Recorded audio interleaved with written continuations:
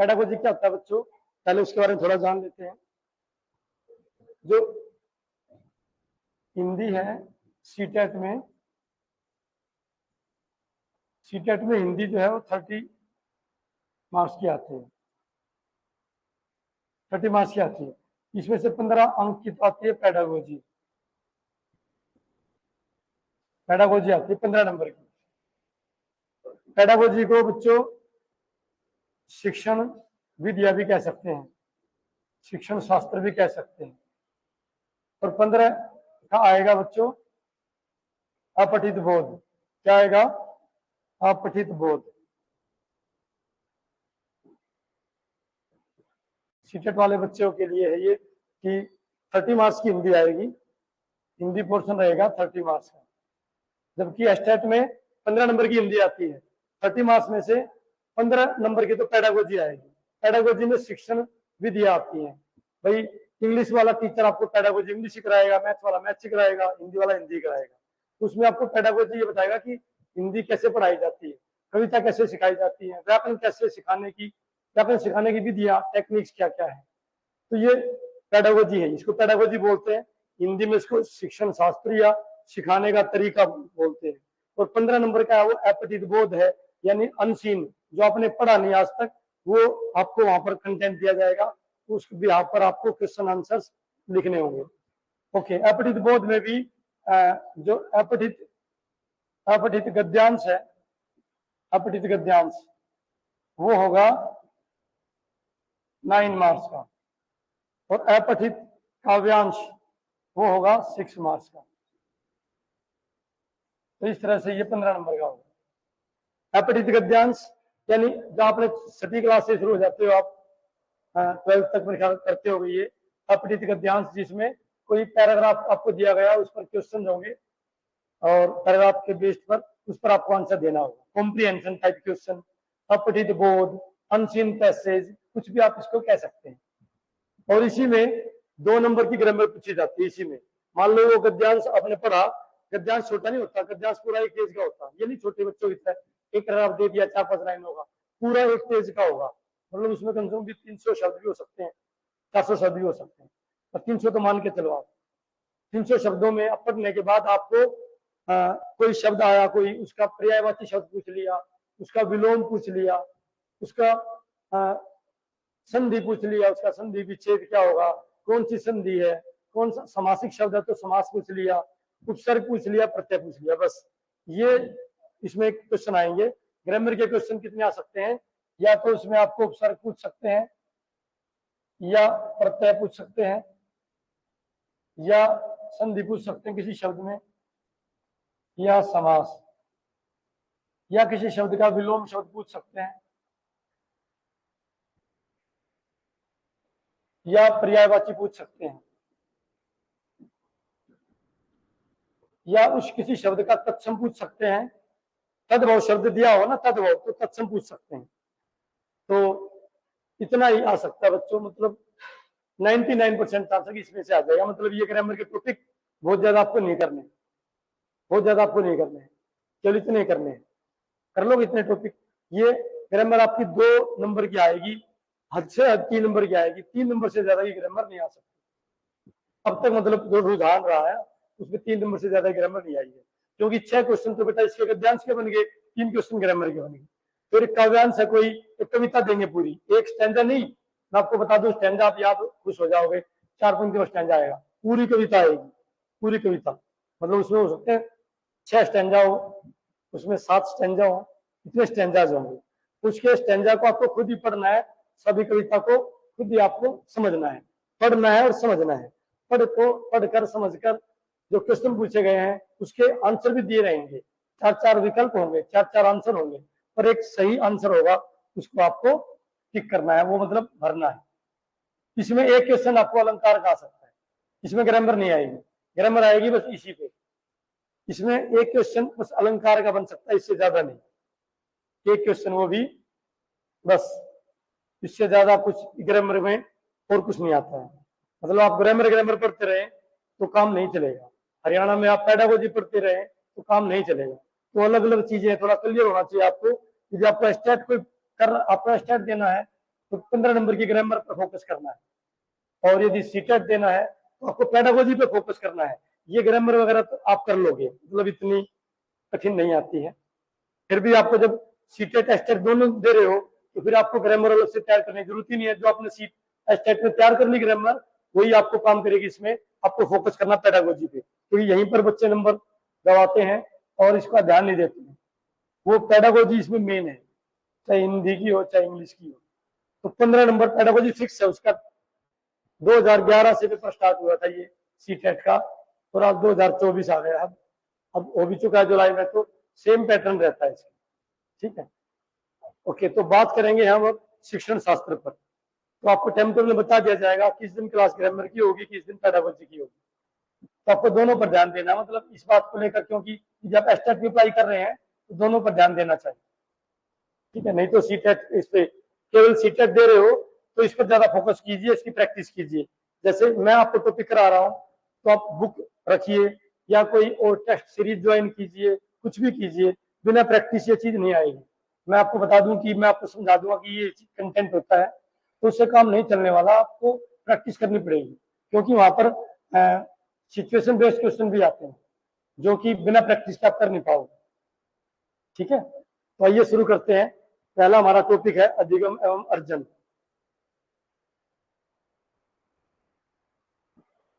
अधिगम एवं अर्जन। अधिगम का मतलब होता है लर्निंग। छोटी छोटी क्लास बीएड में आपने या बीएड में डिप्लोमा ऑफ एजुकेशन में आपने पढ़ा होगा अधिगम शब्द, और अधिगम और अर्जन। इंग्लिश में इसको बोलते हैं लर्निंग एंड एक्विजिशन। एक्विजिशन तो लर्निंग का मतलब केवल ये नहीं कि लर्न करो, अच्छा लर्न करो, याद करो, मैंने याद कर लिया, नहीं। लर्न का मतलब सीखना, बिल्कुल सही बताया आपने। लर्न का मतलब है सीखना, लेकिन ये अर्जन का मतलब होता है एक्वायर करना। तो दोनों काम होते हैं बच्चों। हम जो है ना भाषा के बारे में बात करें तो भाषा को लेकर हम दोनों चीजें करते हैं। हम अधिगम भी करते हैं और अर्जन भी करते हैं। अनपढ़ आदमी अर्जन करता है, अनपढ़ आदमी भाषा बोलता है, अनपढ़ आदमी भाषा बोलता है, अनपढ़ आदमी बोल लेता है, गुड, बोल लेता है। हिंदी बोलेगा, हरियाणवी बोलेगा, कुछ तो बोलेगा, मतलब अपने विचार तो प्रकट करेगा ही। तो वो विचार प्रकट करेगा, वो उसने भाषा कहाँ से सीखी? अर्जन के माध्यम से, अर्जन के माध्यम से सीखी। आप जो भाषा सीखते हो आप लर्निंग के माध्यम से सीखते हो, अर्जन के माध्यम से भी। तो अधिगम में पूरा एक प्रोसीजर होता है, एक पूरी प्रक्रिया होती है, एक पूरा प्रोसीजर होता है, उसके माध्यम से सीखते हैं। इसमें एक पूरा, क्या बता रहे हैं आप, औपचारिक रूप से, मतलब आप जैसे आप कक्षा में बैठकर जो आप बच्चा कक्षा में सीखता है, विद्यालय में सीखता है, जिसका निर्धारित पाठ्यक्रम होता है, और उसमें स्टार्टिंग से सीखेगा अल्फाबेट, फिर अल्फाबेट से सीखेगा शब्द, शब्दों से सीखेगा वाक्य, और इस तरीके से भाषा को सीखता जाएगा। तो वो भाषा का अधिगम तरीका है। और अनपढ़ आदमी शुरू से वाक्य बनाने सीखता है, तो वो अर्जन से सीखता है। आप बिना, अब देखो दोबारा में अंतर भी होता है इसमें। यस, ये सीखा जाता है सायास, सायास बोलेंगे, या प्रयास, प्रयास पूर्ण, ये प्रयास पूर्ण है। और ये सीखा जाता है अनायास, अनायास का मतलब बिना प्रयास के। तो अर्जन बिना प्रयास के सीखा जाता है। आप सीख जाओगे बिना जोर लगाए, लेकिन इसके लिए आपको पूरा सीखना पड़ेगा, इसके अल्फाबेट सीखना पड़ेंगे। किसी भी भाषा को सीखने के लिए पहले उसके वर्णमाला उसकी सीखनी पड़ती है। ओके, इसके लिए इसका जो वो है वातावरण है अलग होता है, इसका अलग होता है। ये बता देना आपको, ये प्रयासपूर्ण सीखा जाता है, ये बिना प्रयास के आप सीख जाते हो। दोनों का तरीका अलग अलग है। इसके लिए एक विधि विधान है, इसका पूरा, इसको सीखने का एक विधि विधान है। इसका कुछ नहीं है, आप घर पे हैं, खेल के मैदान में हैं, आप किसी से बाजार में बात कर रहे हैं, कुछ भी, जब भी आप बातचीत करते हैं कहीं से भी आप सीख सकते हो। और इसका एक पूरा विधि विधान से आप सीख सकते हो उसको, इसको अधिगम को। अधिगम पूरा प्रयास से सीखा जाता है। और इसके लिए, लेकिन दोनों के लिए जरूरी है, जो कॉमन चीज है दोनों की, वो है वातावरण। वातावरण दोनों के लिए चाहिए। मतलब यदि बच्चे के साथ बातचीत करने वाला माहौल है तो बच्चा भाषा सीखेगा, और कोई बात करने वाला नहीं है तो नहीं सीखेगा।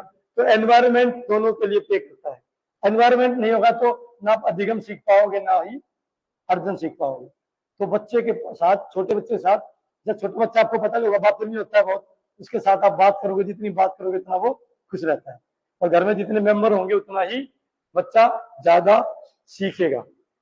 तो ये मुख्य तौर पर इसमें रहता है। मैं आगे इसके बारे में बताता हूँ। ये अधिगम के प्रकार निम्नलिखित हैं। ये थोड़ा दिया हुआ है, क्रियात्मक अधिगम, शाब्दिक या वाचिक अधिगम। ऐसा अधिगम क्रियात्मक मतलब एक्शन के थ्रू जो हम सीखते हैं, और शाब्दिक होता है वाचिक, जो हम केवल बोलते हैं, वाचन। इसमें केवल वाचिक का मतलब बेटा वाच से बना है, वाच समझ लिया, और वाच का मतलब बोलना।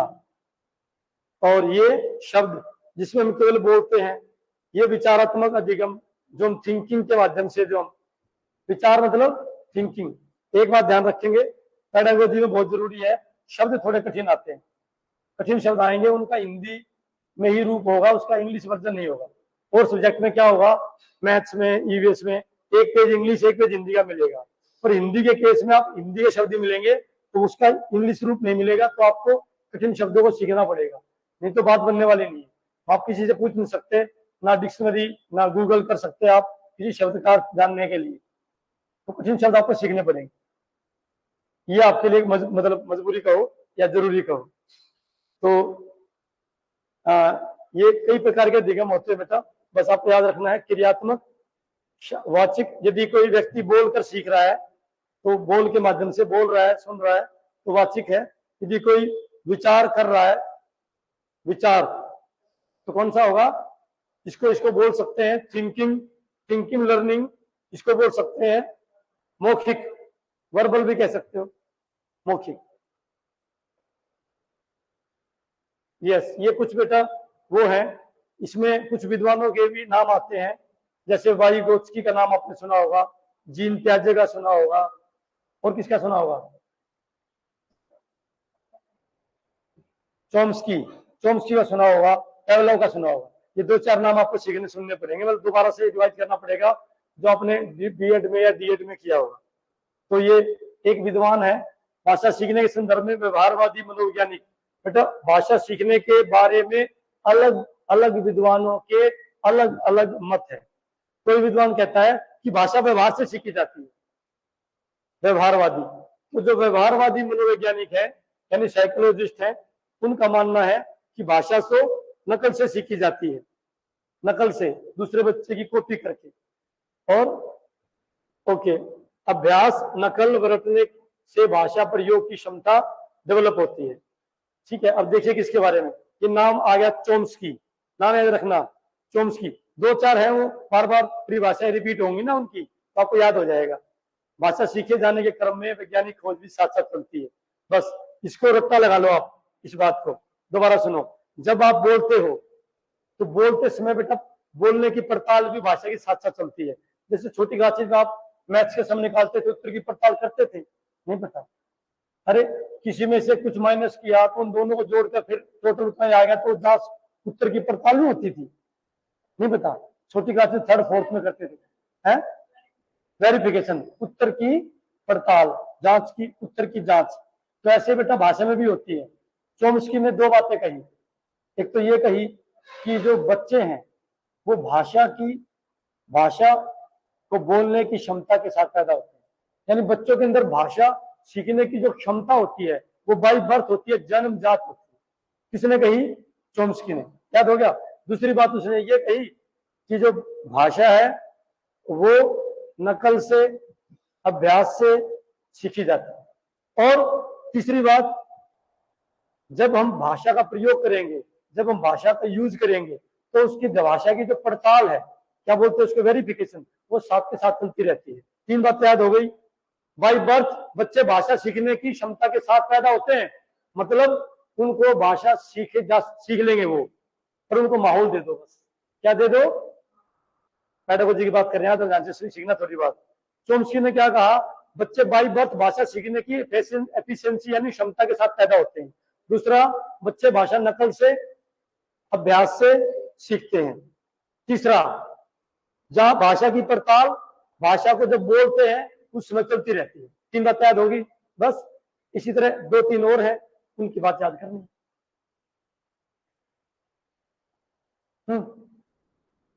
बात याद हो गया?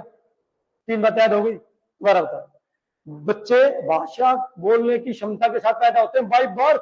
बच्चों में एफिशिएंसी होती है, बस माहौल देना आपको। दूसरा, बच्चे भाषा नकल से सीखते हैं, अभ्यास से सीखते हैं। तो एक ही बात है, भाषा नकल रटने अभ्यास से सीखते हैं, या नकल करेंगे बच्चे, अभ्यास करेंगे तो उससे भाषा की क्षमता और डेवलप होगी और विकसित होगी। दूसरी बात समझ में आ गई। तीसरी बात, जब हम भाषा बोलेंगे ना तो उसकी पड़ताल भी साथ साथ होती रहती है, क्योंकि हम भाषा सुन रहे हैं फिर हम उसको बोल रहे हैं। जब हम बोल रहे हैं सामने वाला सुन रहा है तो इसका मतलब जो मैंने बोला वो ठीक है, मेरी बात, मेरी जांच होगी। यस, कितना अच्छा समझ रहे हो आप पेडागोजी जैसे विषय को, बहुत अच्छी तरह से समझ रहे हो। समझ रहा हूं मैं बेटा। जब आप किसी शब्द को बोलते हो सामने वाला उसको समझ के आंसर दे रहा है, मीन्स आपके बोलने के साथ साथ भाषा की जांच होगी और उसकी पड़ताल भी होगी। पड़ताल शब्द है हिंदी में, इंग्लिश में वेरिफिकेशन बताया आपने। तो बच्चों में भाषिक क्षमता जन्मजात होती है। देखो ये क्वेश्चन किस तरह से आएगा, कौन सी परिभाषा चोम्स्की की नहीं है, या चोम्स्की के अनुसार 4 ऑप्शन होंगे। बच्चे भाषा जन्मजात, बच्चों में भाषा सीखने की क्षमता नहीं होती। दूसरा होगा होती है। तीसरा होता है कि बच्चे समाज से सीखते हैं, नकल से नहीं सीखते। तो एक ही परिभाषा ठीक होगी ना। ऐसे 4 परिभाषा वो देगा। कौन देगा? एग्जामिनर देगा। और वो किसकी परिभाषा होगी? किसी एक की, चोम्स्की की होगी, वाइगोत्स्की की होगी। वाइगोत्स्की एक अलग वो है, भाषाविद है, उसको भाषाविद बोल सकते हैं। भाषाविद, भाषा विद्वान, भाषा का विद्वान, भाषा वैज्ञानिक, भाषा मनोवैज्ञानिक एक ही बात है। क्या नाम है? वाइगोत्स्की। वाइगोत्स्की, थोड़ा नाम ऐसे होते हैं इनके, रूसी वो थे ये भाषा विज्ञानी, तो इसका नाम थोड़े ऐसे होते हैं। रूसी भाषा थोड़ी मुश्किल होती है, उसको प्रोनाउंस करने में बहुत ट्विस्ट करना पड़ता है मुंह को। मिखाइल गोर्बाचोव, बहुत करना पड़ता है। व्लादिमीर पुतिन, वाइगोत्स्की, नाम याद रखना। स्पुतनिक, पर वोदका में कुछ नहीं करना पड़ता, ट्विस्ट है ना। वोदका लिखकर का नाम है, रशियन लिखकर है। ओके। वाइगोत्स्की ने क्या कहा था कि जो भाषा है वो सोशल प्रभाव से, क्या बताया आपने पूरा? Social interaction, social interaction, social मतलब सामाजिक अंतःक्रिया का परिणाम है। भाषा जो है वो सोशल इंटरेक्शन से, समाज में जब रहते हुए बच्चा इंटरेक्ट करेगा। इंटरेक्ट का मतलब अंतःक्रिया, थोड़ा मुश्किल शब्द है, अंतःक्रिया, अंतःक्रिया का परिणाम है। विसर्ग भी है। भाषा जो है वो अंतःक्रिया का परिणाम है, सोशल, सामाजिक अंतःक्रिया का परिणाम। इंग्लिश में बोलेंगे तो social interaction, social interaction, interaction का नाम है, मतलब इंटरेक्शन से भाषा सीखता है। किसने कहा? वाइगोत्स्की। नाम याद रहेगा, वाइगोत्स्की। ओके। प्याजे और आ गया भाई, जीन प्याजे, पूरा नाम आपने सुना होगा, जीन प्याजे, जिसने बीएड की होगी अपने आप से उसको नाम याद रहेगा। जीन प्याजे, भाषा अन्य संज्ञानात्मक तंत्रों की भांति परिवेश के साथ अंतःक्रिया के माध्यम से विकसित होती है। कुछ इसने भी बात की है अंतःक्रिया की, लेकिन वाइगोत्स्की ने कहा था सामाजिक अंतःक्रिया। तो इसने क्या बोला, ये संज्ञानात्मक क्या होता है? कोग्निटिव होता है। थोड़ा इंग्लिश में आपको पता होगा, कोग्निटिव सुना आपने? कोग्निटिव वर्ड सुना होगा, कोग्निटिव, कोग्निटिव इंग्लिश मीडियम से की होगी बीएड तो। कोग्निटिव हिंदी में क्या बोलेंगे? संज्ञानात्मक।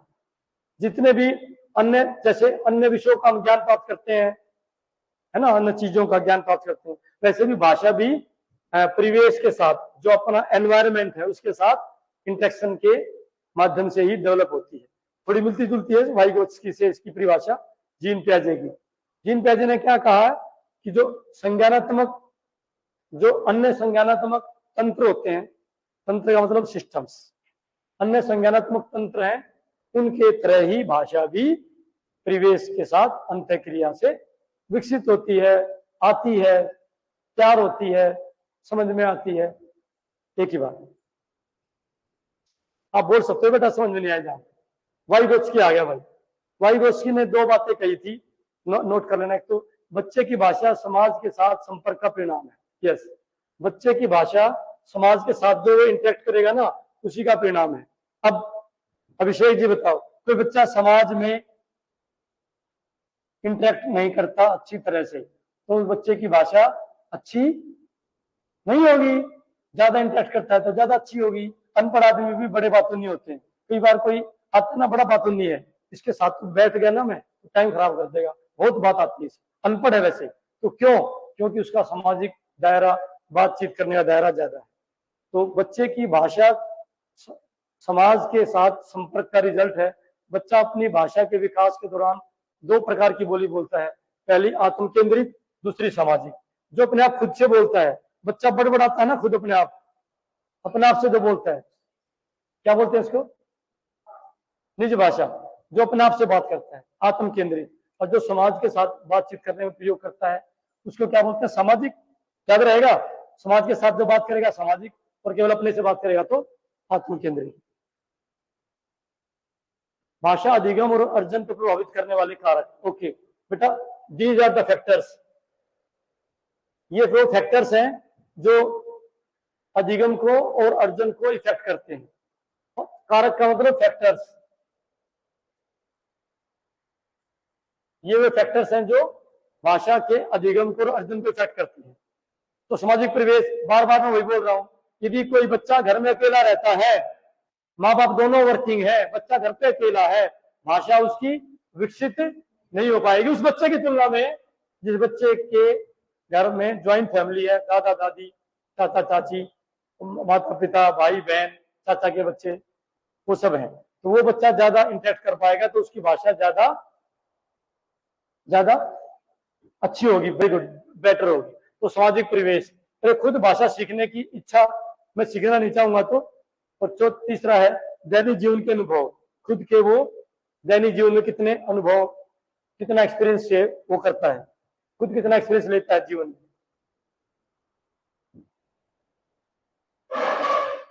निशा शर्मा जी, कनागत निपटा है सारे?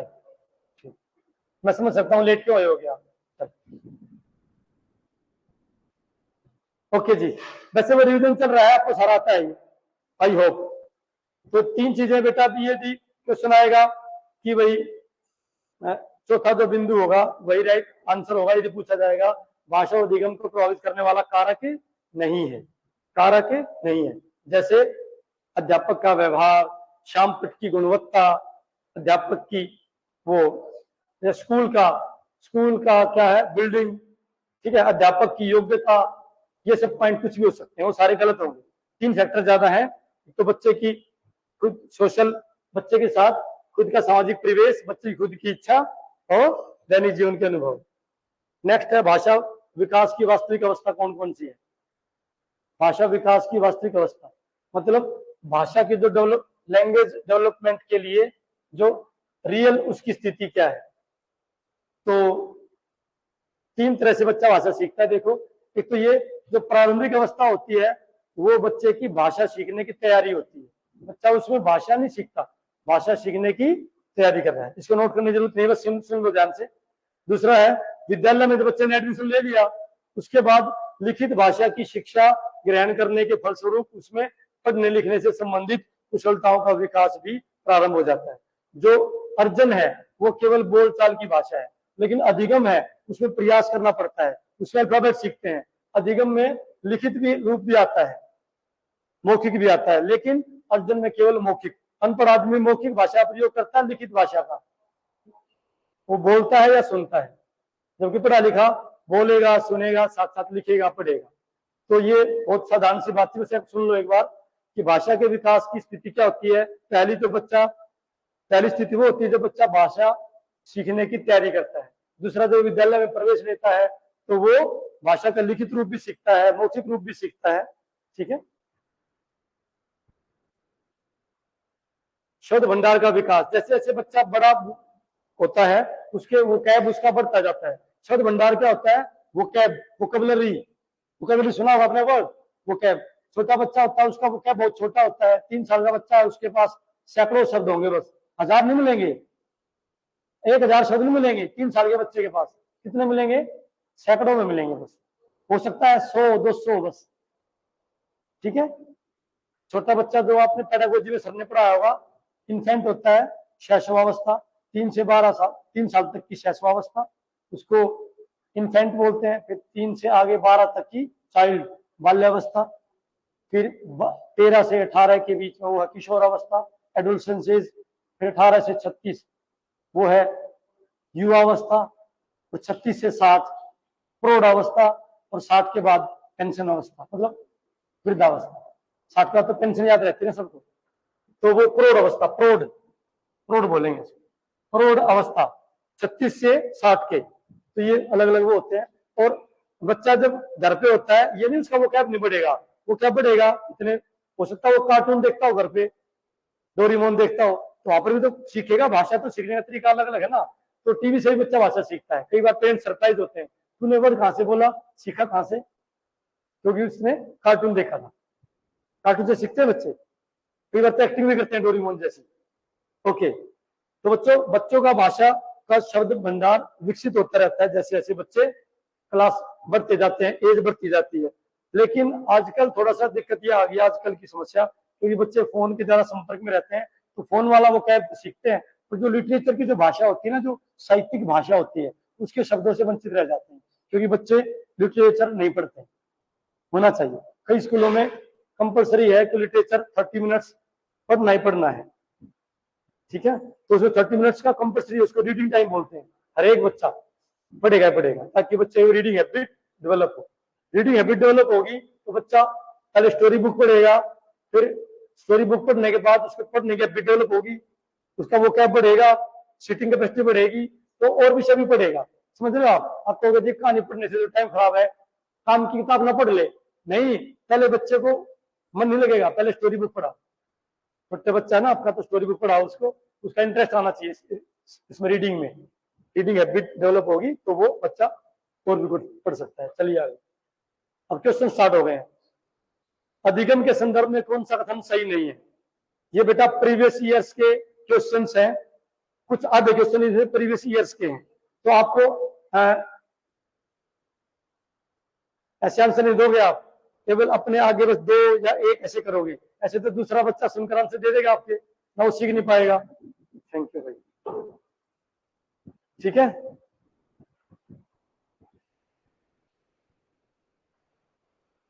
भाटिया बेटा रेडी हो? भाटिया रेडी हो? तभी ठीक नहीं आपकी आज, थोड़ी सी ठीक नहीं, मुझे लग रहा है, नहीं तो आप बहुत एक्टिव पार्टिसिपेशन करते हो। क्या बात है, ठीक है, चलो अब कोशिश करो, रिवीजन हो रहा है आपका। अधिगम के संदर्भ में कौन सा कथन सत्य नहीं है? थोड़ा बेटा पेशेंस रखते हुए, 1 सेकंड लगेगी, आगे तक पढ़ना पूरा आंसर। कभी आप यहीं तक पढ़ कर कौन सा कथन पढ़ के बस आपने सोचा सत्य पूछ रहा है, पर सत्य नहीं है। व्यक्ति के सर्वांगीण विकास में सहायक होती है अधिगम। अधिगम जो ना लर्निंग, व्यक्ति के ऑलराउंड डेवलपमेंट में, सर्वांगीण विकास को क्या बोलते हैं? ऑलराउंड डेवलपमेंट में सहायक होता है। ज्ञान के प्रैक्टिकल यूज में हेल्पफुल होता है। विषय वस्तु को रट कर याद करने में सहायक होता है। व्यक्ति के व्यवहार में परिवर्तन लाने में सहायक होता है। यस, ऐसे करो, जैसे क्लास में ऑप्शन पूछने के लिए करते थे, मुझे सब पता है, नहीं पता, मुझे सब पता है। क्लास में जैसे टीचर जो ड्यूटी पर है उसकी नजर बचाकर बिना उसके बोले आंसर बता देते थे। कैसे बताओ, बताओ कौन सा? 3, गुड। पेडागोजी में काफी आंसर आपके ठीक हो जाएंगे।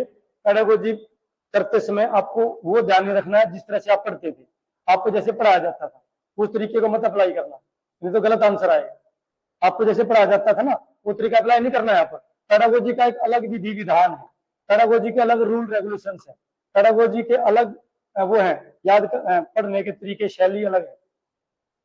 स्कूल आने से पहले बच्चे कोरिलेट होते हैं, राइट रॉन्ग, लेकिन पुराने जमाने में ऐसा बोलते थे, लेकिन पेडागोजी में रॉन्ग है।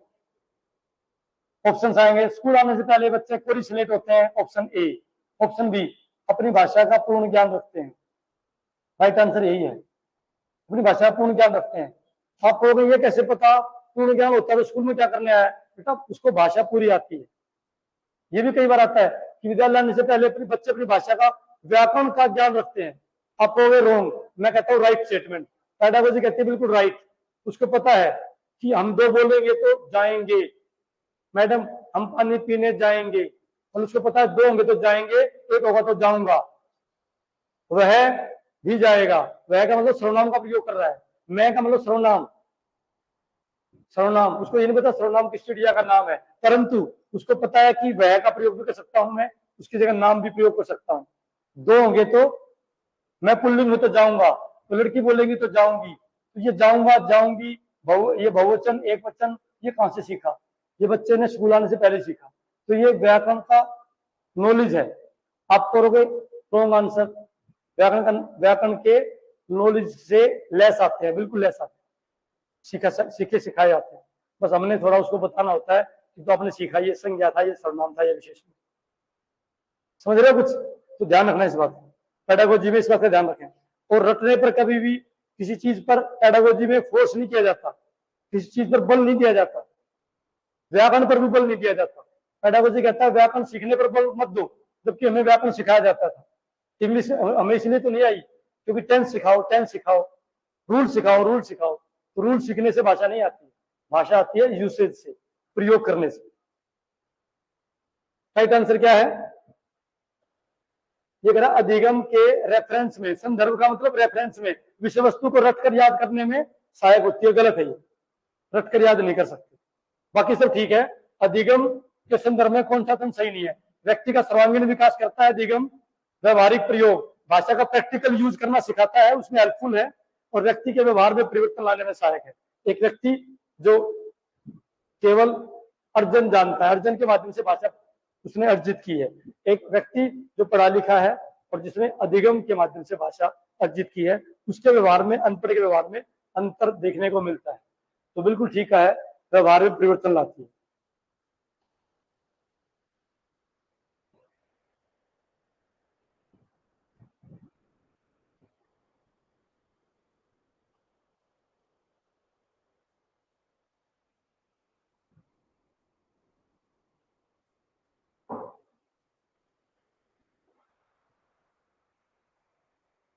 ये तो मैंने बता ही दिया। और ये भाषा का समुचित, समुचित मतलब एप्रोप्रिएट। आप किसी वर्ड का मीनिंग पूछ सकते हो, मैं इंग्लिश में बताऊंगा, उल्टा जमाना आ गया, हिंदी लिखे हुए मैं आपको इंग्लिश में बोलूंगा, आप समझ आ जाएगा। समुचित का मतलब एप्रोप्रिएट, समुचित, उपयोग करने में समर्थ नहीं होती। दो बच गया बस, 50-50 हो गया। Yes, right answer. कुछ बच्चों ने आंसर दे भी दिया है और आपको पता भी नहीं चला। अब बताओ कौन सा आंसर है, बोल के नहीं देना। चारों कौशलों पर पूर्ण अधिकार कैसे कर सकते हैं? चारों कौशलों, भाषा, अपनी भाषा की नियमबद्ध व्यवस्था की प्रैक्टिकल स्किल के साथ आते हैं। अभी तो बताया था मैंने, बच्चे विद्यालय आने से पहले अपनी भाषा की, जो उसकी भाषा उसके नियम जानते हैं। इंग्लिश का कोई बच्चा होगा इंग्लैंड में, वो अपनी भाषा के जानता होगा, सब्जेक्ट, वर्ब, ऑब्जेक्ट। हिंदी वाला बच्चा जानता होगा कर्ता, कर्म, क्रिया। किसको सिखा दिया उसने? एसओवी। नहीं पता उसको एसओवी क्या है, लेकिन उसको पता है कि पहले मैं कर्ता बोलूंगा, फिर मम्मा मैं दूध पीऊंगा, मैं कर्ता, दूध ऑब्जेक्ट, पीऊंगा वर्ब। जबकि इंग्लिश वाला बच्चा फिर बोलेगा ड्रिंक, पहले प्रयोग करेगा क्योंकि ड्रिंक तो उसमें वर्ब है। तो अपनी भाषा के नियमबद्ध व्यवस्था है ना, SOV, subject, object and verb की प्रैक्टिकल नॉलेज के साथ, थ्योरेटिकल नहीं, प्रैक्टिकल नॉलेज। और बच्चों ये 4 क्वेश्चन होते हैं, L S R W. 4 question होते हैं, L S R W, listening, speaking, reading and writing. Very good. ये दोनों, लिसनिंग और स्पीकिंग, ये दोनों यस ग्राह्यात्मक पक्ष है। लिसनिंग नहीं, गलत बोल दिया आप। L S R W. ग्रहण किससे करेंगे हम? लिसनिंग से, ग्राह्यात्मक, ग्राह्यात्मक, लिसनिंग से और रीडिंग से। और व्यक्त किससे करेंगे? स्पीकिंग से, इसको बोलेंगे अभिव्यक्तात्मक। अभिव्यक्तात्मक पक्ष कौन से हैं? ये दोनों, स्पीकिंग और राइटिंग। स्पीकिंग राइटिंग क्या है? अभिव्यक्तात्मक। कई बुक्स में अभिव्यंजनात्मक लिखा हुआ है, सेम शब्द है। अभिव्यंजनात्मक आ जाए तो आंसर सेम है, मतलब अभिव्यक्तात्मक का दूसरा नाम क्या है? अभिव्यंजनात्मक। थोड़ा मुश्किल शब्द है पर आपको ये याद करना ही पड़ेगा क्योंकि इसका मतलब यही है। ये पर्यायवाची शब्द है, ये और ये पर्यायवाची शब्द है। क्वेश्चन आ सकता है भाषा के अभिव्यक्तात्मक पक्ष कौन से हैं, या भाषा के अभिव्यंजनात्मक पक्ष कौन से हैं? तो जिसमें हम अभिव्यक्त करते हैं, हम भाषा को बोलकर अभिव्यक्त करते हैं। आप करते हो बोलकर, आप लिखकर करते हो, दोनों ही, लिखकर और बोलकर। सुनते किससे हम, ग्रहण किससे करते हैं? सुनकर या पढ़कर, तो रीडिंग एंड लिसनिंग। तो चारों क्वेश्चन बच्चे बोल सकते हैं, बच्चे सुन सकते हैं, बच्चे बोल सकते हैं, रीड नहीं कर सकते, ना बच्चे लिख सकते हैं, क्योंकि ये तो स्कूल में आए इस उद्देश्य के लिए है। तो ये चारों क्वेश्चनों के साथ राइट आंसर क्या हो गया फिर? सेकंड। ऐसे क्वेश्चन आते हैं, कर पाओगे? लिसनिंग, स्पीकिंग, चारों क्वेश्चन याद हो गया आपको? ये 4 क्वेश्चन हैं जिनके लिए विद्यालय में बच्चे आते हैं, इनको डेवलप करने के लिए। हालांकि लिसनिंग स्पीकिंग तो घर पे भी कर सकते हैं, और फिर भी टीचर उसको बेहतर तरीके से करना सिखाता है। मान लो टीचर ने कुछ स्टैंजा बोला, कुछ कविता बोली, और फिर बाद में आपसे उससे सुना बच्चों से, इट मीन्स टीचर चेक कर रही है कि वो उसकी लिसनिंग गुड है या नहीं। यदि उसकी लिसनिंग प्रॉपर है तो उसको आंसर देगा। उसको पता ही नहीं क्लास में क्या हुआ, तो इसको लिसनिंग में दिक्कत है, या तो कानों में दिक्कत है, या बच्चे के साथ और कुछ दिक्कत है, हो सकता है ना, किसका IQ कम है, या कुछ भी हो सकता है ना। स्पीकिंग टॉपिक टीचर ने पढ़ा दिया, बेटा इस टॉपिक को बोल के बताओ, तो बच्चे ने बोल दिया, इट मीन्स उसकी स्पीकिंग भी ठीक है। ठीक है ना। चलो आगे नेक्स्ट क्वेश्चन।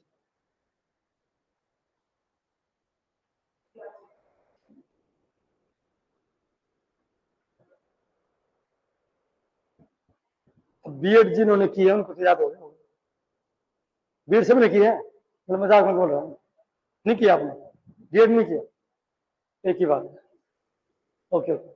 आत्मसातीकरण होता है अपने अंदर आत्मसात करना, अपने अंदर वो करना, क्या करना? एडजस्ट करना, अपने अंदर समायोजित करना। अपने अंदर आत्मसातीकरण और समायोजन का मतलब एक ही है, माध्यम से बच्चा कई रूपरेखाओं का निर्माण करता है, कई रूपरेखा बनाता है, कई तरह के चित्र बनाता है। तो ये थॉट किसका है? ऐसे जो क्वेश्चन आते हैं ना डेफिनेशन वाले, उसका थोड़ा टाइप मारना पड़ेगा कि ये डेफिनेशन किसकी है, उसमें समझाने की बात नहीं। किसकी डेफिनेशन है? याद हो गया आपको? जीन प्याजे, जीन प्याजे याद हो गया भाई? जीन प्याजे। जन्मजात प्रवृत्ति किसकी है? चॉम्स्की। सामाजिक अंतक्रिया से सीखते हैं भाषा, वाइगोत्स्की। याद हो गया? और पैवलोव का भी कोई आएगा तो बताऊंगा आपको। पैवलोव का क्या है? क्या आता है? क्लासिकल, अनुबंधन के द्वारा सीखता है जी, इसने बोला था पैवलोव ने। पूरा नाम क्या है? इवान पैवलोव, पावलोव पैवलोव ऐसे बोल देते उसको। पावलोव जो है इसका नाम पूरा इयान। तो बच्चों याद करनी पड़ेगी किसका है ये? जीन प्याजे का, कि आयोजन, समायोजन और आत्मसातीकरण के माध्यम से बच्चा रूपरेखाओं का निर्माण करता है।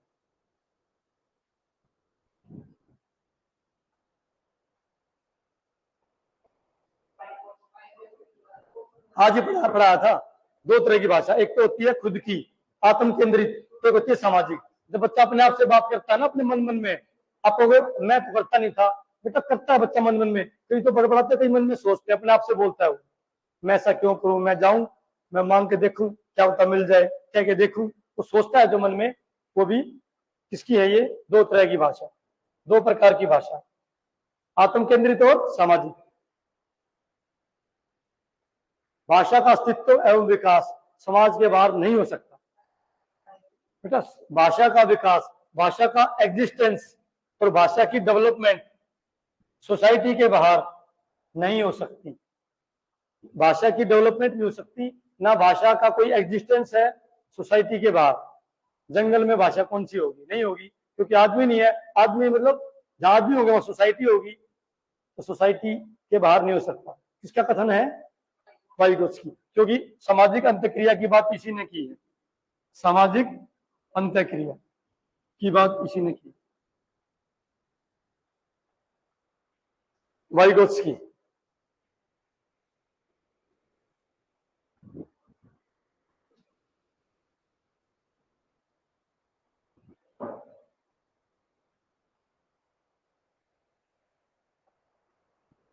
क्वेश्चन समझो, बच्चे अपने परिवेश से, बच्चे अपने एनवायरनमेंट से, जो जिस एनवायरनमेंट में रहता है, मान लो किसान का बेटा है तो किसानी फसलों के, ट्रैक्टर के नाम और ये औजारों के नाम, कृषि यंत्रों के नाम सीख लेगा।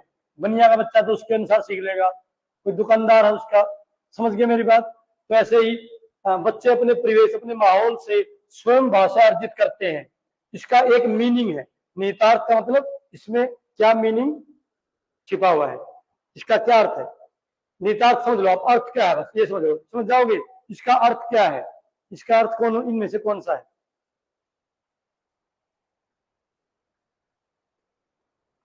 बच्चों को सरल भाषा का, अत्यंत सरल भाषा का परिवेश दिया जाए तो फिर बच्चे भाषा सीख जाएंगे। नो, बच्चों को बिल्कुल भी भाषा न पढ़ाई जाए, गलत। बच्चों को हेल्दी लैंग्वेज एनवायरनमेंट अवेलेबल कराया जाए। ये बात मैंने पहले की थी आपको, जब भाषा अर्जन और, अभी तो बताया था, अर्जन और अधिगम के बारे में बताया था कि दोनों के लिए कॉमन चीज है कि समृद्ध भाषा, भाषिक परिवेश उपलब्ध करवा जाए। बच्चे के साथ बात करने वाला कोई होना चाहिए, इसलिए ज्वाइंट फैमिली के बच्चे ज्यादा बात करते हैं, ज्यादा भाषा विकसित होती है, उसके पास वो कैब ज्यादा होता है। दादा का वो कैब अलग है, चाची का अलग है, चचेरे भाई का उसका अलग है। तो बच्चों को हेल्दी लैंग्वेज एनवायरनमेंट अवेलेबल कराया जाए। अब समझ आ गया इंग्लिश में, हिंदी में नहीं आएगा। बच्चों को केवल लक्ष्य भाषा का ही उपलब्ध कराया जाए। यह दो तरह की भाषा होती है बच्चों, एक स्रोत भाषा होती है, स्रोत, और एक होती है लक्ष्य भाषा। लक्ष्य भाषा, इसको इंग्लिश में बोलेंगे टारगेट लैंग्वेज, टारगेट लैंग्वेज इसको बोलेंगे सोर्स लैंग्वेज। क्या बोलेंगे, सोर्स लैंग्वेज। मान लो हमारी, मुझे हिंदी से इंग्लिश सीखनी है तो हिंदी मेरी क्या है, स्रोत भाषा, और हिंदी से मुझे इंग्लिश सीखनी है तो इंग्लिश क्या हो जाएगी मेरी, टारगेट लैंग्वेज। समझ गया आप। कुछ लोग उल्टा भी करते हैं, इंग्लिश से हिंदी सीखते हैं तो वो स्रोत भाषा, मतलब जो आपके पास है पहले से आती है, टारगेट जो आपको सीखना है। तो क्वेश्चन क्या था ये, कि बच्चों को केवल लक्ष्य भाषा का ही परिवेश उपलब्ध कराया जाए, कि बच्चों को बस जो भाषा सीखने उसका परिवेश, केवल, ये केवल वर्ड गलत है बेटा, ये नहीं होना चाहिए। केवल वर्ड आ गया तो समझो वो आंसर गलत है, वो ऑप्शन गलत है, याद रखना इस बात को। केवल ऑप्शन मिलेगा, गलत आंसर हो। ये आप एक ट्रिक मान लो उसकी, पेडागोजी के आंसर की। तो केवल यदि आपको इंग्लिश इंग्लिश का माहौल दिया जाए तो गलत हो जाएगा, केवल, केवल गलत हो जाएगा ना, केवल वर्ड नहीं होना चाहिए। जैसे माहौल मिले, जितनी बच्चा भाषा ज्यादा सीखेगा, तो आप सोचोगे छोटा बच्चा है, बच्चे की जान को क्यों आफत दी, बच्चा फ्रेंच भी सीख रहा है स्कूल में, हिंदी भी सीख रहा है, इंग्लिश भी सीख रहा है, फिर स्कूलों में संस्कृत भी सीख रहा है, नहीं कोई फर्क नहीं पड़ता, छोटा बच्चा सीख पाएगा, हम और आप नहीं सीख पाएंगे। आप तो भले ही सीख ले, मैं तो बिल्कुल नहीं सीख पाऊंगा। तो बच्चे को जितनी बच्चा भाषा सीखे उतनी अच्छी बात है। और बच्चा उस समय जब सेकंड थर्ड फोर्थ इस क्लास में होता है, बच्चा कितनी भी भाषा सीख सकता है, कोई बर्डन नहीं होता, बच्चा बर्डन नहीं मानता। और जितनी ज्यादा बच्चा भाषा सीखेगा उतना उसका कोग्निटिव डेवलपमेंट ज्यादा होगा। ये क्वेश्चन भी आता है कि संज्ञानात्मक विकास निर्भर करता है अधिक से अधिक भाषाओं के ज्ञान पर। Number of language knowledge cognitive development उतना ही ज्यादा होगा, संज्ञानात्मक विकास उतना ज्यादा होगा। भाषा अर्जित करने की प्रक्रिया में किसका महत्व सर्वाधिक है, ये बहुत क्वेश्चन आते हैं बच्चों। किसका महत्व सर्वाधिक है, किसका महत्व न्यून है, न्यून का मतलब सबसे कम या न्यूनतम है, किसका महत्व न्यूनतम है, न्यून का मतलब कम, सबसे कम। बच्चों को भाषा अर्जित करानी है, हाँ जी, बच्चों को भाषा अर्जित करानी है। बच्चों को भाषा अर्जित कराने का जो प्रक्रिया है, जो प्रोसीजर है, प्रोसीजर है, उस प्रोसीजर में किस बात का सबसे ज्यादा महत्व है, भाषा कक्षा का। बेटा अर्जित करनी है, अर्जित में तो जरूरी नहीं कक्षा, अधिगम में कक्षा जरूरी है। अधिगम में स्कूल में आकर बच्चा अधिगम से भाषा सीखता है, अधिगम में पूरा होना चाहिए, पूरा नियम सीखे जाते हैं। भाषा प्रयोग, लैंग्वेज लैब, लैंग्वेज लैब तो कोई स्कूल में होती नहीं, आप जिस स्कूल में पढ़ते थे शायद लैंग्वेज लैब हो, थी आपके में, आपके में नहीं थी। आपके में थी लैंग्वेज लैब, जैसे physics lab, chemistry lab, bio lab, computer lab, language lab थी। देखो इतने बच्चों में से एक दो बता रहा है, तो लैंग्वेज लैब इतनी जरूरी नहीं है, हेल्पफुल है पर अर्जित भाषा में नहीं है, पाठ्य पुस्तक का भी नहीं। राइट आंसर, क्योंकि भाषा अर्जित करनी है। यदि अधिगम की बात होती तो फिर पाठ्य पुस्तक भी होती, फिर पाठ्यक्रम सिलेबस भी होता। याद रखना, पाठ्यचर्या अलग चीज है, पाठ्यक्रम अलग है। चर्या क्या होती है बेटा? करिकुलम। करिकुलम सुना है? करिकुलम, करिकुलम में बेटा एनसीईआरटी बनाती है। एनसीईआरटी एक संस्था है जो बुक्स बनाती है एनसीईआरटी, और उसमें वो बनाते हैं कि 5वीं क्लास के बच्चों का ये करिकुलम रहेगा पूरा, उसको आप महीनों वाइज बांटते हो, वो सिलेबस है। तो करिकुलम को बोलते हैं पाठ्यचर्या, और उसको बोलते हैं पाठ्यक्रम। क्या बोलते हैं? पढ़ाने का क्रम है वो, कौन सा पाठ पहले पढ़ाया जाएगा, कौन सा अप्रैल में, कौन सा दिसंबर में। पाठ्यक्रम सिलेबस, पाठ्यचर्या, करिकुलम।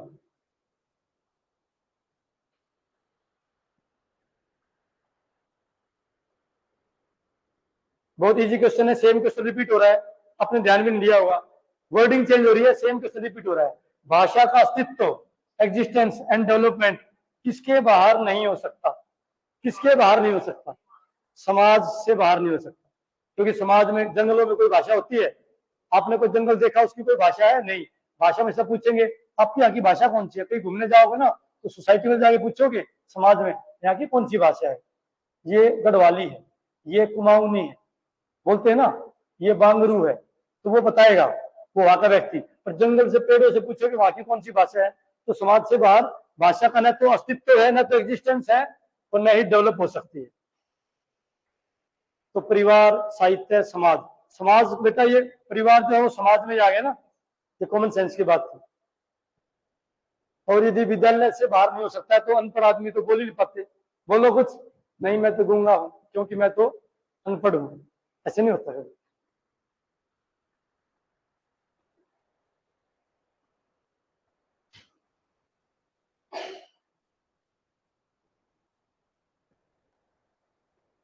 पहली से 5वीं तक की क्लास प्राथमिक स्तर होता है, और 6ठी से 8वीं उच्च प्राथमिक स्तर। याद हो गया?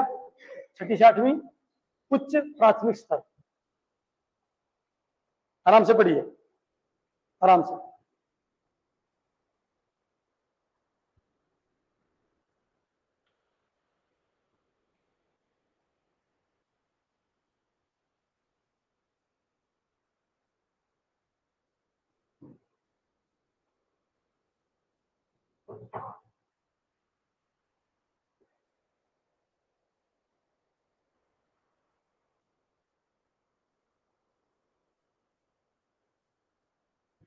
बहुत ही अच्छा question, right answer.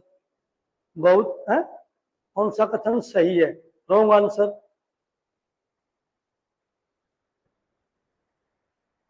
Wrong answer, ध्यान करो बेटा।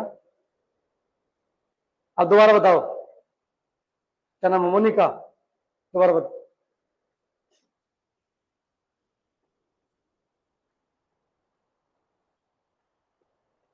Wrong answer, again wrong answer. Right answer, okay, right answer.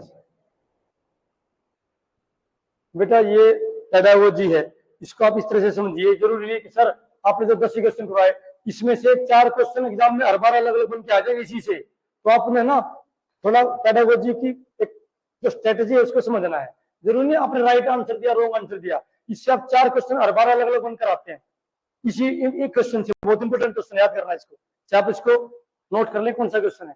Primary level पर विद्यार्थियों के लैंग्वेज टीचिंग के संदर्भ में कौन सा कथन सही है?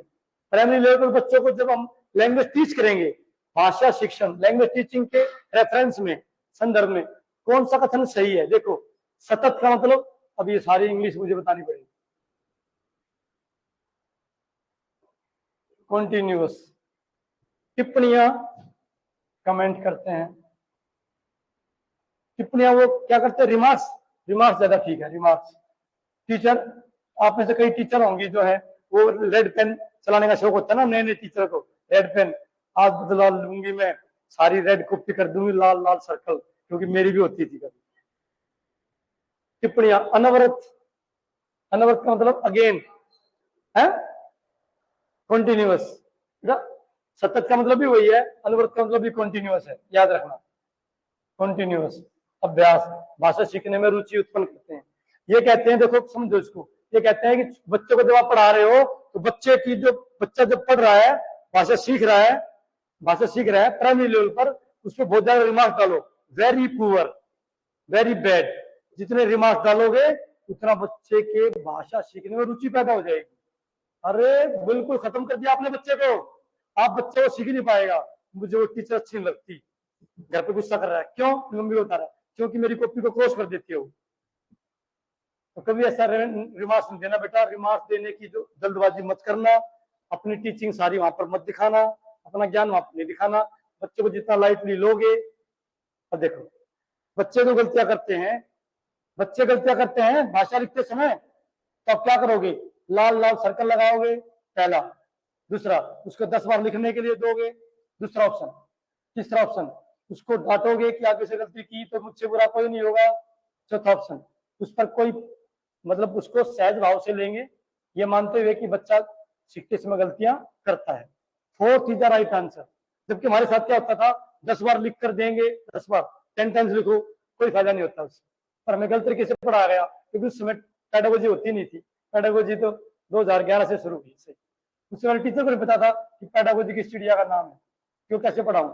उसको ये था कि मैं विद्वान हूं, मैं 10 गलतियां निकालूंगा, उसने 5 निकाली थी टीचर ने, तो मैं 10 निकाल के दिखाऊंगा, देखो मेरे अंदर इससे ज्यादा ज्ञान है। अपने ज्ञान के चक्कर में बच्चों का नाश कर दिया। कभी भी नेगेटिव रिमार्क्स बच्चे को पढ़ाई से रोकते हैं, नेगेटिव रिमार्क्स बच्चे को पढ़ाई से रोकते हैं। कम से कम लाल पेन चलाओ, नेगेटिव रिमार्क्स कभी मत दो जिंदगी में, नेगेटिव पॉजिटिव बनाकर दो। बहुत अच्छा कर सकते हो, और बढ़िया करो, ठीक है ना, अभी और बढ़िया कर सकते हो, मतलब किया नहीं है, कर सकते हो। नेगेटिव बोल दिया, पॉजिटिव बोल दिया। तो बच्चों ये क्या कह रहे हैं कि बच्चे के कंटिन्यूसली बच्चे के ऊपर जब कमेंट करते हो ना, और लगातार अभ्यास करवाए जाओ, गलत का 10 बार लिख, 20 बार लिख, उससे बच्चा भाषा सीखेगा, बच्चे में भाषा सीखने की रुचि उत्पन्न होगी। मैं कहता हूँ बच्चा आपने खत्म कर दिया, बच्चा भाषा नहीं सीखेगा, वो टीचर फेवरेट टीचर नहीं रहेगी। हो सकता है अगली क्लास में कोई टीचर लाइटली ले, वो टीचर फेवरेट बन गई, वो सब्जेक्ट फेवरेट बन गया, मम्मी कहेगी पिछले साल तो तेरा हिंदी फेवरेट नहीं था, इस बार फेवरेट कैसे बन गया? टीचर के कारण। ठीक। दूसरा, बच्चे समृद्ध भाषिक परिवेश में हेल्दी लैंग्वेज एनवायरनमेंट, याद हो गया होगा, हेल्दी लैंग्वेज एनवायरनमेंट में सहज रूप से कंफर्ट जोन में सोता है, इटसेल्फ, सोता मतलब सेल्फ से, खुद से भाषा में सुधार कर सकते हैं अपने आप। आप कहोगे कैसे कर दोगे, फिर हमारी क्या जरूरत है, मैंने बीएड क्यों की, क्लास में तो आप बच्चे सीखते हैं, 2 बच्चे बोल रहे हैं, बच्चा उनको देखकर सीखता, अच्छा ये तो बच्चा, मैं तो घर पे लड़की है, मैं तो घर पे बोलती हूँ मैं नहीं खाऊंगा, ये तो लड़कियां बोलती हैं मैं नहीं जाऊंगी, इसका मतलब मुझे जाऊंगी बोलना चाहिए, तो बोलती है। फिर बच्चे लाड में बोलते हैं ना, लड़की भी जाऊंगा खाऊंगा बोलती है ना लड़की, माँ बाप लाड में ऐसे, हाँ बेटा बोल, कुछ भी बोल। लेकिन बच्चे दूसरे को देख के करेक्ट करते हैं अपनी भाषा, यस नो करते हैं, तो राइट आंसर यही है। बच्चों की भाषाई संकल्पनाओं की जो लैंग्वेज, जो बच्चे वो कंसेप्ट बनाते हैं, संकल्पनाएं जो कंसेप्ट बनाते हैं, वो विद्यालय के भाषाई परिवेश में विरोधाभासी सीखने में सहायता करता है। मतलब एक तो घर में कंसेप्ट बनाया बच्चे ने भाषा का, एक स्कूल में कंसेप्ट अलग बनाया। घर में बच्चे हरियाणवी सीख रहे हैं, मैं हरियाणा की बात करूं तो मैं, घर में बच्चे हरियाणवी सीख रहे हैं, स्कूल में बच्चे इंग्लिश सीख रहे हैं या हिंदी सीख रहे हैं। तो जितना ज्यादा विरोधाभास होगा उतनी बच्चे ज्यादा भाषा सीखेंगे। गलत है तो जितनी ज्यादा समानता होगी। आप नोटिस करना, जिन बच्चों के घर में हिंदी बोली जाती है और विद्यालय में हिंदी बोली जाती है, आप क्या मानोगे, उन बच्चों की हिंदी आपसे बेहतर होगी नहीं होगी? क्योंकि जो घर स्कूल में जो पढ़ा दिया, घर में तो प्रैक्टिस हो रही है, पेरेंट्स बोल रहे हैं, दादाजी हिंदी में बोल रहे हैं, चाची हिंदी में बोल रही है, उसकी तो प्रैक्टिस हो रही है। और उसकी बच्चे ने जो हरियाणवी बच्चा है, स्कूल में जो सीख लिया, घर में तो हरियाणवी है, उसकी प्रैक्टिस तो हुई नहीं। ये कह रहा है जितना ज्यादा कॉन्ट्राडिक्शन होगा, विरोध, वो भाषा अलग, स्कूल की भाषा अलग, घर की भाषा जितनी अलग होगी उतनी भाषा बच्चा ज्यादा सीखेगा, ये कह रहा है। आप बताओ राइट रॉन्ग? रॉन्ग है, रॉन्ग है। बच्चों की भाषाई संकल्पना, बच्चों के जो कंसेप्ट डेवलप होते हैं वो स्कूल की परिवेश की, स्कूल का जो एनवायरनमेंट है उसका, और विद्यालय के विरोधाभासी सीखने में सहायता करता है। मतलब घर की भाषा और जितना ज्यादा स्कूल की भाषा में जितना विरोध होगा उतनी भाषा बच्चे ज्यादा सीखेंगे। गलत होगा ना। तो फोर्थ, बच्चे भाषा की जटिल और समृद्ध संरचनाओं का ज्ञान विद्यालय में ही सीखते हैं। विद्यालय आने से पहले सीख चुके होते हैं। ये बात मैं बता चुका था पहले, आपने सुना नहीं। बच्चे भाषा की जटिल का मतलब होता है कॉम्प्लेक्सिव है, बहुत ही समृद्ध संरचना, मतलब उसकी बनावट के साथ बच्चे आते हैं। दोबारा सुनो, बच्चे विद्यालय आने से पहले भाषा की बहुत ही जटिल और बहुत ही समृद्ध रचनाओं के साथ विद्यालय में आते हैं। आप कहोगे नहीं सर हम उन्हें पढ़ाते हैं, मैंने बीएड कर रखी, मैं पढ़ाऊंगी इसको तब सिखाऊंगी। नहीं, मैंने बताया ना, बच्चे सेंटेंस बोल लेते हैं घर में। अच्छा ठीक है, मम्मी मामा के जाएंगी और पापा मैं और आप चाचा के दादा के साथ गांव में जाएंगे, दादा के से मिलने गांव में जाएंगे। घर में बात चल रही है ना, मम्मी कह रही है मुझे मायके जाना है, मुझे घर जाना है। तो बच्चे ने क्या कहा, 3 साल का बच्चा है, कि ठीक है पापा फाइनल हो गया, मम्मी मामा के जाएंगी, मैं और आप गांव में दादाजी के पास जाएंगे। आपने पता कितना बड़ा सेंटेंस है, जटिल वाक्य है ये बच्चा घर में बोल लेता है लेकिन उसको नहीं पता ये संयुक्त वाक्य है। लेकिन संयुक्त वाक्य भी जटिल संरचनाओं के साथ विद्यालय से पहले ही वो सीख चुके होते हैं। क्वेश्चन क्या था, विद्यालय में ही सीखते हैं, विद्यालय में नहीं सीखते भाई, अर्जित करते हैं ना, विद्यालय में आने से पहले ही कर चुके होते। ये बात ये भी अलग अलग टाइप में अलग अलग क्वेश्चन बन के आ सकता है। कई बार ये क्वेश्चन बन के आएगा, कई बार ये बन के आएगा। तो सीखो बेटा पेडागोजी, धीरे धीरे आप सीख जाओगे। आज आपका पहला ही दिन है। सेम है क्या ये? नहीं, अलग है। प्राइमरी लेवल पर बच्चों की भाषा शिक्षा के संदर्भ में, प्राइमरी लेवल पर बच्चों की भाषा शिक्षा के संदर्भ में कौन सा कथन असत्य है?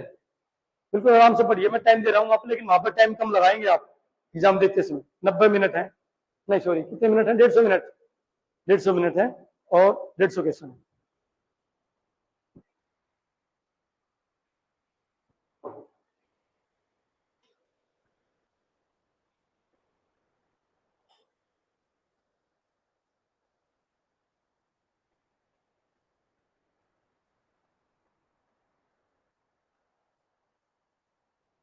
अब थोड़ी सी मुश्किल बात है क्योंकि मुश्किल शब्द थोड़े मुश्किल आए ना बच्चों, इसलिए।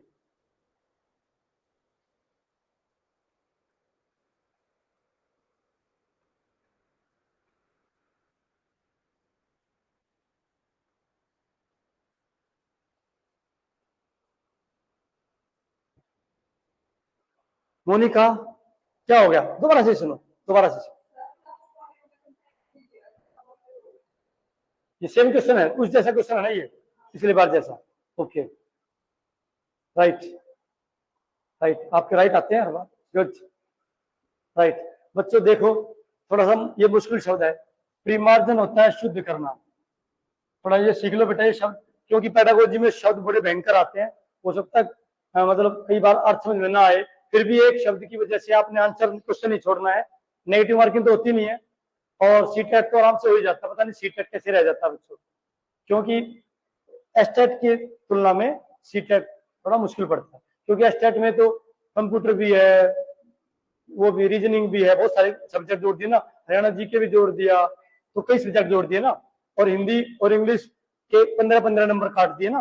पहले हिंदी 30 की आती थी, इंग्लिश 30 की आती थी स्टेट में, अब वो 15-15 की कर दी, तो 30 नंबर, 10 की रीजनिंग, 10 का हरियाणा जीके और 10 का कंप्यूटर, कई चीज जोड़ दी, तो मैथ जोड़ दिया, हाँ मैथ जोड़ दिया, तो ये 30 नंबर वहां पे बढ़ गए। जबकि सीटेट में तो आराम से हो जाता है। 50 नंबर तो हिंदी इंग्लिश में कहीं नहीं गए, मतलब 50 नंबर हिंदी में तो बच्चों ने यहाँ पर जो फोटो लगे हुए हैं आप देखो कि आगे, तो 30-30 नंबर भी लिए हैं, नहीं तो 27-28 तो कॉमन नंबर होते हैं बच्चों के हिंदी में, क्योंकि कॉम्प्रिहेंशन है भाई, उसमें कैसे गलती करोगे? कॉम्प्रिहेंशन में 15 नंबर में से 15 नंबर आ जाते हैं। पेडागोजी में कोई क्वेश्चन अटक गया तो अटक गया, नहीं तो 27-28 तो बेटा कॉमन नंबर आते हैं, मतलब एवरेज नंबर आते हैं। अब देखो थोड़ा मुश्किल शब्द होते हैं, हम रोजाना सीखेंगे। आप पूछ सकते हो सर इसका मीनिंग बताओ, देखो सुधार के नाम पर जो आप टिप्पणियां करते हो ना बच्चों को, correct your spelling, spelling mistake, avoid spelling mistake, ये क्या है? ये टिप्पणियां करते हो, कमेंट करते हो। सुधार के नाम पर की जाने वाली टिप्पणियां व निरर्थक अभ्यास, यूजलेस। 10 बार लिखो, 5 बार लिखो, जब बच्चों में अरुचि उत्पन्न होती है। बिल्कुल ठीक तो कह रहा है। ये क्वेश्चन क्या है? असत्य, गलत कौन सा है? दूसरा, बच्चे हेल्दी लैंग्वेज एनवायरनमेंट में खुद ही स्वतः मतलब इटसेल्फ रूप से भाषा में शुद्ध कर परिमार्जन कर लेते, अपनी भाषा को करेक्ट कर लेते हैं। परिमार्जन का मतलब शुद्धता ले आते हैं। और तीसरा, बच्चे भाषा की, अभी 10 मिनट हो, बच्चे भाषा की जटिल और समृद्ध संरचनाओं के साथ भी जलाते हैं। बताया था आपको, पिछली बार बताया था। मतलब बच्चे बहुत ही कॉम्प्लेक्सिव लैंग्वेज के साथ लंबा लंबा सेंटेंस बच्चे बोल देते हैं। स्कूल में नहीं गया वो, ना उसे पता ये संयुक्त है या मिश्र। और fourth is the right answer. ये कह रहे हैं कि बच्चों की भाषा संकल्पना और विद्यालय में प्रचलित भाषा, जितना ज्यादा विरोधाभास होगा उतनी ज्यादा बच्चे भाषा ग्रो करेगी। गलत है ये। प्रचलित भाषा में, भाषा परिवेश में विरोधाभास, विरोधाभास होता है, कॉन्ट्राडिक्शन। क्या होता है? एक दूसरे से उलट। भाषा सीखने में सहायक होता है, सहायक नहीं है, विनाशक है। ये तो कंप्लीट हो गए पूरे। मैंने सोचा 10 मिनट बोल दिया, आपने बताया भी नहीं कि सर ये लास्ट क्वेश्चन था। मैंने सोचा अभी 2-3 क्वेश्चन और होंगे, मैं समझाते हुए बता दूंगा। तो पेडागोजी कुछ कुछ समझ में आएगी। आ जाइए बेटा। ऐसे थोड़ा कठिन शब्द है, उनका अर्थ आप डिक्शनरी में जो आपके पास बुक वगैरह नोट्स वगैरह है कुछ, तो यहाँ पर जो सीटेट की बुक तो बेटा आपको लेनी चाहिए। अरिहंत पब्लिकेशन की बुक ले लो, ठीक है। वो दोनों आती है उसमें, प्राइमरी लेवल की अलग आती है। अरिहंत पब्लिकेशंस, अरिहंत पब्लिकेशन क्या है? सीटेट की बुक बहुत ही पुरानी बुक है, बहुत अच्छा नाम चल रहा है उसका, काफी टाइम से आ रही है वो। प्राइमरी लेवल की भी आती है और उच्च प्राथमिक स्तर की भी आती है। और उच्च प्राथमिक स्तर की जो ले, तो वो ध्यान रखना उसमें वो कौन सा सब्जेक्ट उसके अकॉर्डिंग ले। मतलब वो एसएसटी की ले, साइंस की ले, कभी ले आए फिर बाद में उल्टी ना ले शॉपकीपर। ठीक, ध्यान रखना। प्राइमरी लेवल की तो सबकी एक जैसी आएगी, प्राइमरी लेवल सबका एक जैसा रहेगा। टीजीटी की जो लेगा तो वो मैथ्स टीचर है, साइंस टीचर है, तो देख कर ले एसएसटी का, तो कंटेंट उसमें 6 to 8 वाला उसी के अकॉर्डिंग मिलेगा। और उसमें जो कठिन शब्द मिलते हैं ना, तो आप उसको अंडरलाइन करके पूछ सकते हो, पेज मोड़ सकते हो, और जब भी क्लास होगी मुझसे पूछ सकते हो कि सर ये 2 मिनट में सर ये कुछ वर्ड समझ में नहीं आ रहे। आप गूगल भी कर सकते हो, पर गूगल में बहुत सारे वर्ड मिल जाएंगे, तो पता लग जाए तो आपको ठीक है, नहीं तो मुझसे पूछ सकते हो। आजकल तो गूगल बाबा की बहुत मेहर है, कुछ भी हम कहीं पर भी सर्च कर सकते हैं। यूज नहीं करते आप? करते हो? हाँ, थोड़े कठिन शब्द, इसका कोई इलाज नहीं है। और पता नहीं ये हिंदी में इतने कठिन शब्दों का प्रयोग क्यों करते हैं, थोड़े सरल शब्दों का प्रयोग कर सकते हैं। ये भी यही दिखाते हैं कि हम कितने विद्वान हैं। इतने विद्वत्ता से तो भाषा कठिन हो जाती है। सरल शब्दों का प्रयोग करना चाहिए। जितने शब्द संस्कृत के होंगे उतनी भाषा मुश्किल होगी। ये सारे शब्द जो मैंने आपको बताए सारे संस्कृत के हैं। संस्कृत भाषा का मतलब है कठिन है, हिंदी सरल है। तो ये जो भी विद्वान कठिन संस्कृत वर्डों का प्रयोग ज्यादा करता है तो भाषा उतनी कठिन होती जाती है। और जितना हिंदी शब्दों का प्रयोग करेगा, आम बोलचाल शब्दों का प्रयोग करेगा, उतनी भाषा सरलता की ओर जाती है। ठीक, तो पर ये जो कठिन शब्द काफी आएंगे, अभी तो शुरुआत है, बहुत सारे कठिन शब्द मिलेंगे, आप उसको नोट कर सकते हैं, मुझसे क्लास में पूछ सकते हैं, या आप खुद भी गूगल करके समझ सकते हैं। मैं तो आपको वो मीनिंग बताऊंगा ना जो यहाँ पर इसमें एप्लीकेबल है। क्या बता कौन सा मीनिंग, वहां पर 3-4 मीनिंग आ जाते हैं ना। तो करोगे एक सी प्रैक्टिस। LSRW क्या होता है? अच्छा, आप ही निशा बताओ हिंदी में क्या बोलते हैं? श्रवण कौशल। कौशल तो सब में लगा देना, स्किल का मतलब कौशल, वो को मतलब बोलना। वाचन, वाचन मतलब स्पीकिंग। श्रवण का मतलब लिसनिंग। ये मैंने लिख दिया है, आपकी वहां पर लिसनिंग LSWR नहीं आएगा बेटा, वो वहां पर हिंदी में आएगा। आपको लगेगा जीव सी करता ने क्या बता दिया। और क्या है? रीडिंग। रीडिंग मतलब पठन, पठन मतलब रीडिंग। और लेखन, लेखन मतलब राइटिंग। तो ये ध्यान रखना भाई, ये 4 नाम कौशल, श्रवण कौशल, 4 कौशल। सबसे इंपॉर्टेंट कौन सा कौशल? राइट आंसर, सबसे इंपॉर्टेंट श्रवण कौशल। क्यों?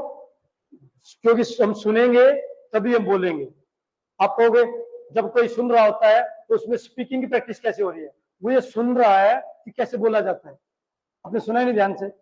लिसनिंग जब कोई कोई बोल रहा है ना, उसमें भी लिसनिंग की प्रैक्टिस होती है, क्योंकि उसको सुन रहा है कि कैसे बोलना है, उच्चारण कैसे करना है।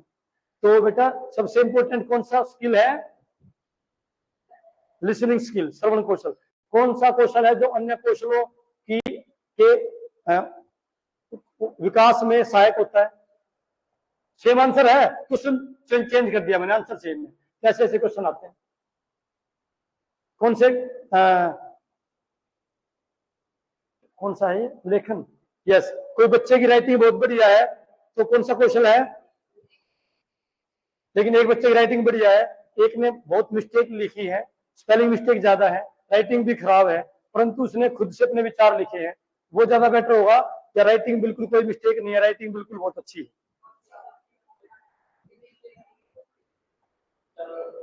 यस, राइट आंसर, बिल्कुल सही जवाब है। खुद के विचार महत्वपूर्ण है, राइटिंग चाहे खराब हो, मिस्टेक चाहे हर वर्ड में हो। कॉपी करके लिखना, लेकिन टीचर तो हमें गुड देती थी जिसने वो कॉपी करके लिख दिया, राइटिंग अच्छी थी, बताओ। लेकिन वो पुअर है, क्या देना चाहिए था उसमें? पुअर। जिस बच्चे ने 10 गलती की है और लेकिन विचार उसके अपने हैं, विचारों में मौलिकता है, विचारों में ओरिजिनलिटी है, तो वो बढ़िया लेखन माना जाएगा। Writing doesn't matter. Writing matter, typewriter आ गया ना आजकल, राइटिंग का मैटर। टाइप करते हैं सभी, फोन पे टाइप करते हो ना आप, क्या लिखते हो? फोन पे टाइप करते हो, लिखते हो? राइटिंग फिर आपकी आपकी मेरी ऐसी, आपकी वैसी मेरी भी ऐसी। तो किसको महत्व देना चाहिए हमें? और सुनने का मतलब कुछ भी सुनना या सुनकर समझना? सुनकर समझना। और बोलने का मतलब कुछ भी बोलना, संदर्भ के अनुसार बोलना, जो बात चल रही हो ना उस टॉपिक पर बोलना, उसको बोलते हैं। और पढ़ने का मतलब उच्चारण, उतार चढ़ाव और विराम चिन्हों का ध्यान रखते हुए पढ़ना। क्या बता दिया मैंने? पढ़ने का मतलब वो पढ़ना अच्छा माना जाता है जिसमें पढ़ने वाला विराम चिन्हों का ध्यान रखे, कोमा कम रुकना है, पूर्ण विराम ज्यादा रुकना है, वो क्या होता है? अच्छा पठन। क्या होता है? बढ़िया पठन। कौन सा माना जाता है? जिसमें उतार चढ़ाव, हाव भाव, विराम, हाव भाव के साथ पढ़ना और विचारों और विराम चिन्ह के साथ पढ़ना। चलो बच्चों, आज के लिए इतना ही, नेक्स्ट टाइम फिर करेंगे। बेटा इसमें एक लेक्चर तो इस पे हो सकता है, LSRW पे भी कितनी बातें बताई जा सकती है? पहले बताया था मैंने, नहीं बताया था? चलो।